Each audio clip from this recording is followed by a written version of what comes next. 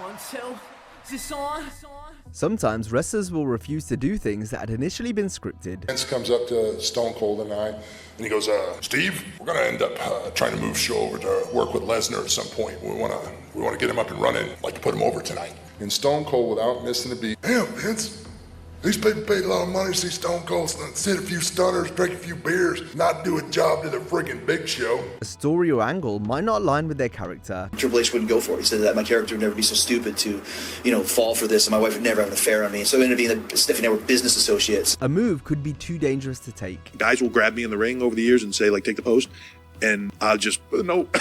Or the talent may simply not want to lose to someone who is lower on the card than them. And I said to Vince, why would you beat me with a guy that's not over you, Triple H? And he goes, you're right, you have to change it. And you could just see Triple H, he just turned white. He had already mapped it out in his head that he was going to pin me and destroy me, which tells you what kind of a piece of shit he was. We'll highlight examples featuring all these and more today. But Steve, when he came in, I was already there, and he refused to do a job for me. His first day in, he said, I ain't doing it. And I'm like, another redneck, don't want to get beat by a black guy. As we list 10 times wrestlers refuse to do business. He wanted you to job for Brock Lesnar again, right? I had a problem with plan A, and then plan B came the next day. Really? Lesnar? You shitting me? You're fucking Hulk Hogan. In 3 or 4 days, a normal dude is going to forget, really, it's not going to become a big issue whatsoever about who won and who lost. Triple H and Chris Jericho's feud going into WrestleMania 18 centered mostly around the game being at odds with his wife, Stephanie McMahon. Stephanie acted as the business partner for Y2J, but the original pitch would have produced a more heated storyline. Jericho's idea was to be romantically involved with Steph, however Hunter shot this down. Chris explained Helmsley's reasoning for saying no in an interview with Inside the Ropes. And he was like, I would never fall for that.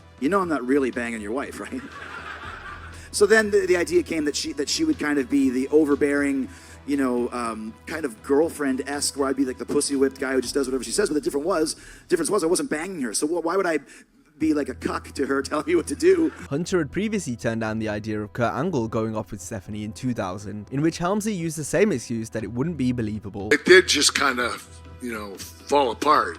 There was no ending to it. I think what happened is after that certain kiss, I think, there might have been a couple people uncomfortable about it and decide not to continue on the storyline. In terms of a spot Triple H refuses to do, the gamer said he struggles going shoulder first into the post from inside the ring. Hunter revealed this on the Tim Ferriss show. It's one of those mental block things for me. Like I can't seem to navigate going between the two turnbuckles and getting the thing. Like I always get stuck somehow, or I've tried to do it before and it's just one of those things like doesn't work out well for me. So I never do it. And if guys will grab me in the ring over the years and say like, take the post, and I'll just, no, I'm not, you know what I mean? Because I don't mid-flight correction. I just don't do that well. I'm not going to do it. Like Triple H, Kurt Angle also has a specific spot he has trouble doing, though with good reason given Kurt's history of neck problems. We're referring to the clothesline out of the ring, where the wrestler usually goes backwards to the floor. Angle always took this bump sideways so as to protect his neck. Angle in trouble!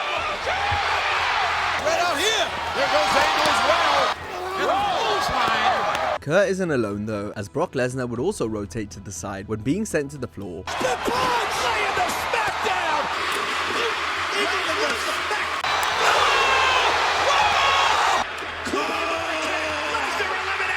Sticking with Brock as we go back to his first year in WWE, Lesnar famously laid waste to Hulk Hogan on the August 8, 2002 SmackDown. This was meant to set up a rematch 3 months later at Survivor Series. The Hulkster may have been hoping to get his win back, like he so often did after losing the first match in a feud, but when Hogan was told he'd be doing the job, that didn't work for him. Vince McMahon hit me with a scenario, plan A. I kind of said, that doesn't really get it.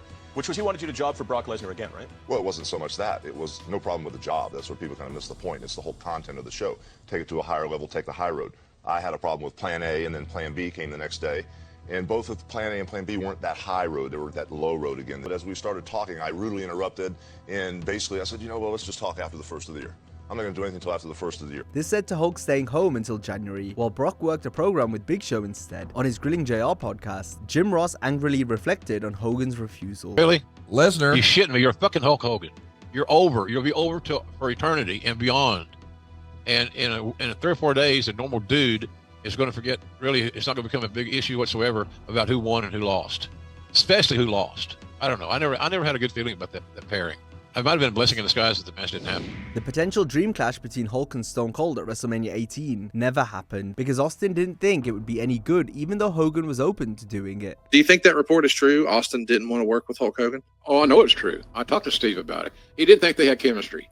He thought the match would suck, and he wasn't going to stand for having a suck main event, especially at a WrestleMania. It's also believed that neither would have done the job for the other in a one-off match. Man, I was running so hard back then, hard-headed as hell. The word on the street that he wasn't never going to do any favors for anybody. I damn sure wasn't going to do any favors for anybody who wasn't going to favor back, if you know what I'm saying. A previous example of Steve turning down a loss came when he first joined WWF. The Godfather, who was working as camera at the time, was booked to defeat Austin. Then after Steve refused to lose, the match was scrapped. Speaking to Inside the Ropes, Godfather described what happened. But Steve, when he came in, I was already there, and he refused to do a job for me.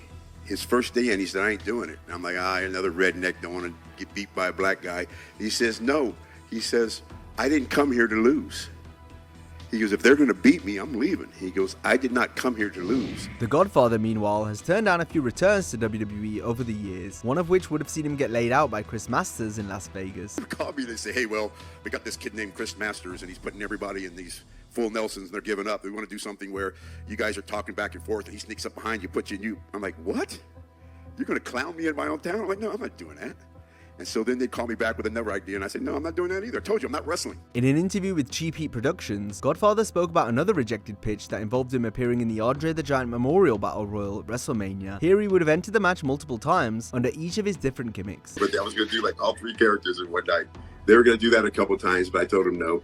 And then another time they wanted me to be Papa Shango. It's when they were in New Orleans one of those times. They wanted me to be in it as Papa Shango, and I said no. It's not worth it to me to get out there and wrestle and do something stupid and get hurt, and you don't heal like you did when you were 20 years old. So it's just not worth it to me. We spoke about Triple H refusing an idea earlier, but back in 1997, the shoe was on the other foot, so to speak, as Hunter Hearst Helmsley had been scheduled to defeat Bret Hart on the March 3rd Raw from Germany. Upon learning this, the Hitman immediately went to Vince McMahon, saying he shouldn't be defeated so close to WrestleMania 13, especially by Hunter. The chairman agreed with the excellence of execution and changed the finish to a DQ. Bret told all in an interview with Inside the Ropes. And I said to Vince, I said, why would you beat me in Germany, where I was really super over?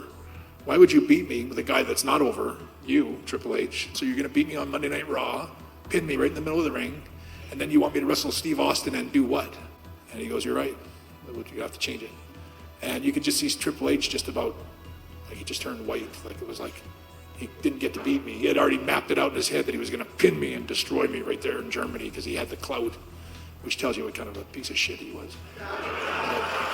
Bret had previously refused to do the honors for Dino Bravo at a 1989 house show in Toronto. The Hitman had badly hurt his ribs and sternum, so when Bravo attempted to pin him and end the match, Bret put his foot on the rope and proceeded to lose by countout, all because he couldn't bear to let Bravo cover him 1, 2, 3. He was a wrestler I didn't particularly want to lose to. There was a 1, 2, and I put my foot on the ropes, but I just refused to lose to this guy. The Hitman has made it no secret how miserable his time in WCW was. He wasn't afraid to turn down bad creative there, including in a tag match on Nitro in 1998, where he was going to lose to Dean Malenko by submission. The bout ended up being nixed, and Bret made light work of Van Hammer instead. And finally, a couple of times I refused to have me in a tag match in Worcester, Mass. with Dean Malenko, and Dean Malenko was going to beat me with his hole or something like that, and I said, no, we're not doing that. Let's now take a look at some more examples from WCW where wrestlers refused to do the job. It felt like talent was refusing to lose left and right during the Nitro era, with all the mismanagement going on behind the scenes. To give you an example of how absurd things had gotten, in 98, NWO B team member Bryan Adams turned down losing to the Giant clean in the middle. There was a match booked on television once, and it was the Giant, Paul White, against Bryan Adams, and the Giant was supposed to go with a chokeslam. And Bryan Adams, you know who's Bryan Adams, right? He went to Hogan and goes, do I really have to do it? And Hogan goes, they made a DQ finish. Like, that's how bad it was. Adams didn't even have to complain to President Eric Bischoff to get it changed. Less than a decade prior, WCW's management was even worse under Jim Herd's tenure as president. He infamously had a gripe with Ric Flair. Herd wanted to cut Ric's hair and call him Spartacus. I was tired of Jim Herd, but I'd cut my hair. You know, that caused me more anxiety. He wanted to call me Spartacus. He wanted me to wear a diamond earring and call me Spartacus. Herder tried to get the Nature Boys to drop the WCW title to Lex Luger, to which Flair also said no. They wanted me to lose the title to Luger, and I said no. No way, you promised it to Sting. And Jim Herder went, I don't care what I promised Sting. I said I do. I'll keep my word to him. Flair saw little sense in jobbing to Luger, just like Kevin Owens thought an alliance with Damian Priest in 2021 made no sense after it was suggested. Priest was meant to help Owens in his rivalry with the Bloodline. However, Kevin fought against this due to the lack of storyline reasoning for the pairing. The WWE was so keen on calling Priest up from NXT that they were gonna just insert him in Owens and Roman Reigns feud, even if there was barely any logic behind it. At television, and they come tell me, well, things are kind of changing now. You're going to be introducing your new best friend to help you take on the Bloodline because it's the numbers game. Like, who's this guy? They go, you know Damian Priest from NXT? No one would believe that we're best friends. We could not be more opposite. And why? It's so random. Turns out somebody threw this idea out there, and it stuck for about 5 minutes until I said no. He was going to take my match. It was going to be him versus Roman Reigns at the Royal Rumble. Oh, the plot thickens. I was incensed. I said, no. Damian got called up to the main roster at the Royal Rumble pay-per-view as a participant in the Rumble match, while Kevin battled Roman on his own as originally planned. Next we'll look at the Honky Tonk Man, someone who is renowned for refusing to do jobs. Why don't I put young guys over? Because they don't know they don't deserve to get over. They're not trained properly. There's no money to get me to do that job. A month prior to WrestleMania 4, Honky infamously said no to losing his Intercontinental title at Saturday night's main event versus Randy Savage. I said there's a million finishes out there, and doing the job in the middle ain't one of them. Honky was told he'd be repackaged after the loss, but little detail was given. Well, where does that leave me? We're going to rebuild you. His refusal meant the whole plan for Mania was changed, since Teddy DiBiase was meant to win the WWF belt at the show. No, I'm not doing the fucking show. I said, in fact, if you want the goddamn belt, I'm taking it to Memphis with me, and if you want it, it'll be over to my mantle on my fireplace, and if you think you can beat me, put your fucking tights on, come down to Memphis and try to beat me. And now that I wasn't going to do this job, WrestleMania was all messed up. So WrestleMania was now turned into a tournament. But now that Savage wasn't going to be IC champ, Macho Man was booked to win the world title instead. Randy understood it was business. And if you guys don't understand the business, I don't give a shit. That's why you're smart marks. At one point, WWE wanted Honky Tonk Man to come in and put over Randy Orton in a one-off match on television. However, Honky turned down the lowball money he was offered, which he spoke about in an interview with kayfabe commentaries. The Randy Orton payoff was $500. WWE, they wanted me one time. Now, what would you do there, fella? You'd go do the $500 job, a 3-minute squash job, ruin the rest of your career with all the independent promoters? The company came calling again for the 2008 Cyber Sunday pay-per-view, when the former longest reigning IC champ Honky battled then champion Santino Marella. Fearing that a pinfall loss would hurt his credibility on the independents, Honky got the finish changed to a DQ. I think Honky Tonk Man would like to finish off Santino early here. Hey! The Glamazon. Let's close things out by looking at The Undertaker, including when he refused an idea in order to benefit his opponents. To set the scene, no one had ever kicked out of the Dudley Boyz 3D in WWE, though this could have changed at the 2004 Great American Bash, when Bubba Ray and Devon battled Taker in the main event. The Phenom knew kicking out of the famed move would do nothing for him given his stardom. He understood how important the 3D was for the Dudleys, and thus vetoed the idea of kicking out of it. As a matter of fact, at the Great American Bash, when it was the Dudleys versus Taker, we said to Taker, if you want this, and he said, nope.